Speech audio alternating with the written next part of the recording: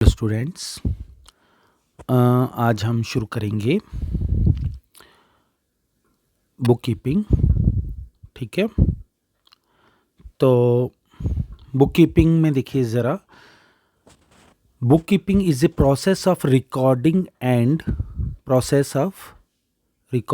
And organising all the business transactions that have occurred in the course of the business। ठीक है, book keeping जो है एक process है recording and organising all the business transactions that have occurred in the course of the business. उसके बाद है book keeping is an integral part of accounting. जो बुक कीपिंग है वो इंटीग्रल है, मतलब पार्ट है अकाउंटिंग का, मतलब कि एक बहुत ही इंपॉर्टेंट पार्ट है अकाउंटिंग का। And largely focuses on recording day to day financial transaction of the business.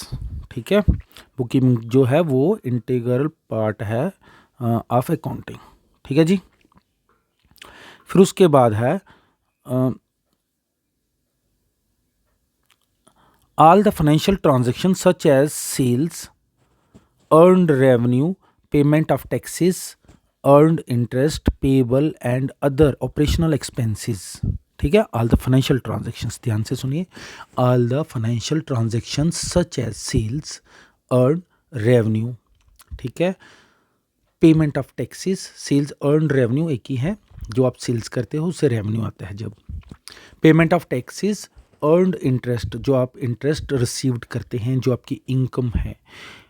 पे role and other operational expenses, payroll होता है जो हम अपने एम्प्लॉइज़ को पे वगैरह देते हैं, सैलरी देते हैं। एंड अदर ऑपरेशनल एक्सपेंसेस, और जो बिजनेस चलाने के लिए एक्सपेंसेस खर्च किए जाते हैं, loans, investments extra are recorded in the books of accounts. ये सारी चीज़ें बुक्स ऑफ अकाउंट्स में रिकॉर्डेड की जाती हैं। ठीक है, the way of book keeping is managed determines the accuracy of all the overall accounting process that is been followed by the business.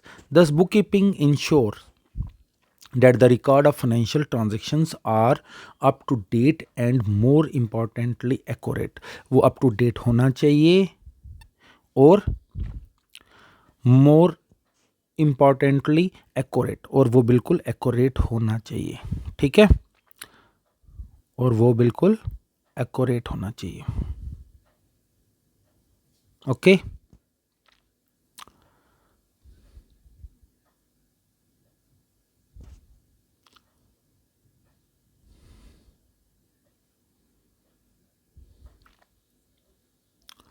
ठीक है बच्चों। फिर है बच्चे आपके पास अकाउंटिंग प्रोसेस। नेक्स्ट पॉइंट है आपके पास अकाउंटिंग प्रोसेस। तो अकाउंटिंग प्रोसेस में है, सबसे पहले आपके पास टेबल शो किया गया है, तो टेबल में जो पॉइंट्स हैं वही हम आगे एक्सप्लेन करेंगे। ठीक है, टेबल में जो पॉइंट्स हैं वही हम एक्सप्लेन करेंगे। ठीक है जी, देखिए ज़रा, collecting and analysing document. First आ गया आपका कलेक्टिंग एंड एनालाइजिंग डॉक्यूमेंट्स। जब आप डॉक्यूमेंट कलेक्ट करते हो, जो आपके बिल्स होते हैं, सेल्स बिल होते हैं, उसके बाद परचेजेस के लिए बिल्स मिलते हैं आपको, उसको आप डॉक्यूमेंट्स बोलते हैं। एक पॉइंट ये आ गया। फिर उसके बाद आप सेकंड में आप क्या करते हो, जाके पोस्टिंग करते हैं जर्नल में।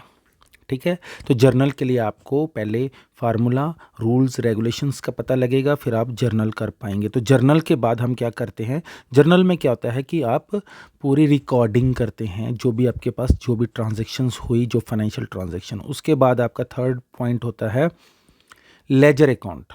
ठीक है, तो लेजर में आप क्या करते हैं, उसको अलग से आप अलग अलग अकाउंट बनाते हैं, जो जो नाम दिए होंगे आपके पास, जैसे कि परचेजेस है, सेल्स है।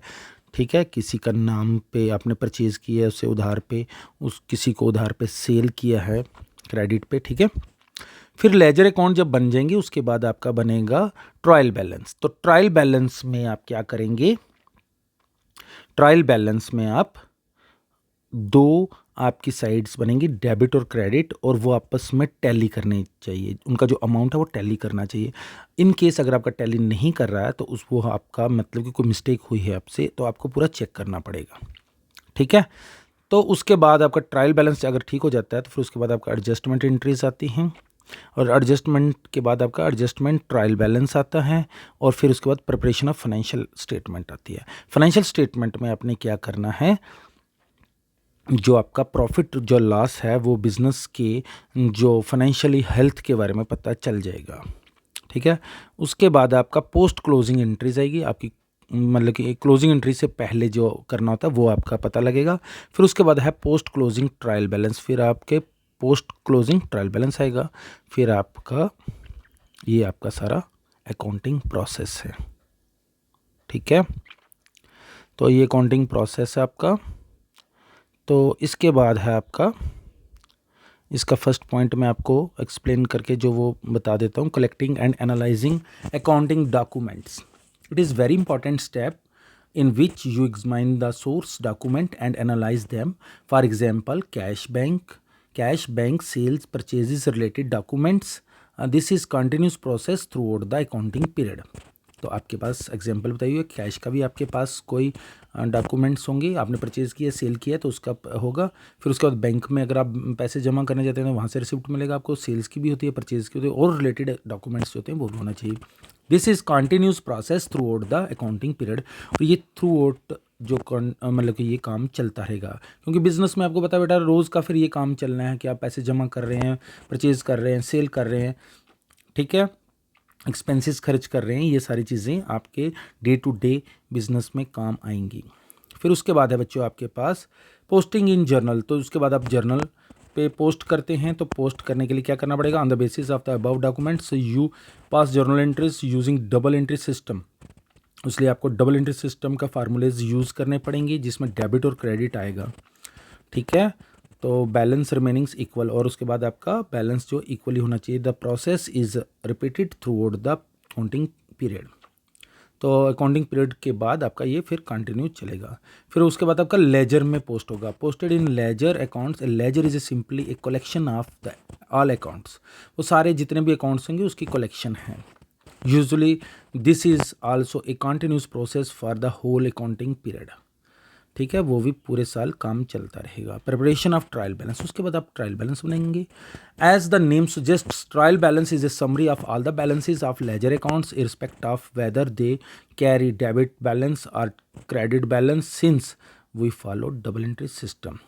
फिर उसके बाद आप ट्रायल बैलेंस का वो करेंगे। Since in most of the cases we used accrual basis of accounting to find out the correct value of the revenue, expenses, assets and liabilities accounts, we need to be these adjustment entries. This process is performed at the end of each accounting period. तो हमें कुछ अगर adjustment करना पड़ेगा, अगर जो रह जाएगा हमारा, तो वो एसेट्स लाइबिलिटीज़ में या रेवेन्यू एक्सपेंसेस में, तो वो हम साल के एंड में करते हैं। फिर adjusted trial balance, taking into account the above adjustment entries we create adjustment trial balance, ठीक है। तो बैलेंस एडजस्टेड, फिर हम उसको ट्रायल बैलेंस को भी एडजस्ट करते हैं। फिर आपका financial statement are the set of statement likes income and expenditure account of trading account, profit and loss account, cash flow, fund flow statement, balance sheet or statement of affairs. With the help of trial balance we put all the information into the financial statement. Financial statement clearly shows the financial health of the firm, ठीक है, वो financial health आपकी बताती रहेगी। फिर उसके बाद trading and profit and loss account with the result of these entries the balance of all the accounts of income and expenditure accounts come to nil. The net balance of these entries represents the profit and loss of the company. तो ये आपका firm का profit या loss बताएंगे। Which is finally transfer to the owners equity और capital, जो owner होगा, मालिक हो, उसके अकाउंट में ट्रांसफर हो जाएगा। Post closing trial balance, post closing trial balance represents the balance of assets, liabilities, ठीक है, assets, liabilities and capital account. These balances are transferred to next financial year or to the opening balance. जो closing entries होंगी उसको हम next year में transfer कर देते हैं। जो इस साल closing होता है वो अगले साल चल के opening हो जाता है, ठीक है। जो इस साल ओपनिंग होता है तो वो ओपनिंग हो जाता है इसको।